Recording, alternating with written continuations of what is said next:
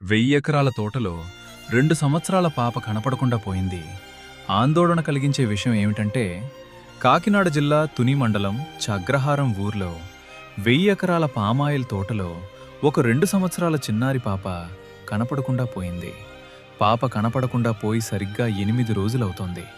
ఆ పాపను వాళ్ళ నాన్నగారు ఇంటి దగ్గర డంప్ వేయించటానికి వెళ్లారు. వాళ్ళ నాన్న వెనక్కి పరిగెత్తుకుంటూ వస్తే పాప వెనకాలే ఒక కుక్క కూడా వచ్చింది. కానీ ఆ కుక్క మళ్ళీ తిరిగి వచ్చింది. పాప మాత్రం రాలేదు. అంతేకాదు, ఇప్పుడు ఆ కుక్క కూడా చనిపోయింది. గత 4 రోజులుగా డ్రోన్లు మరియు డాగ్ స్క్వాడ్ సహాయంతో police department, forest department, revenue department వారు మొత్తం సిబ్బంది వెతుకుతున్నారు. స్థానిక ప్రజల సహాయం కూడా కోరారు. పాప ఆచూకీ తెలిపిన వారికి 1,00,000 రూపాయలు బహుమానం ఇస్తామని అక్కడి ప్రభుత్వం ప్రకటించింది. ఏదేమైనా సరే, ఆ పాప సురక్షితంగా తిరిగి రావాలని కోరుకుందాం.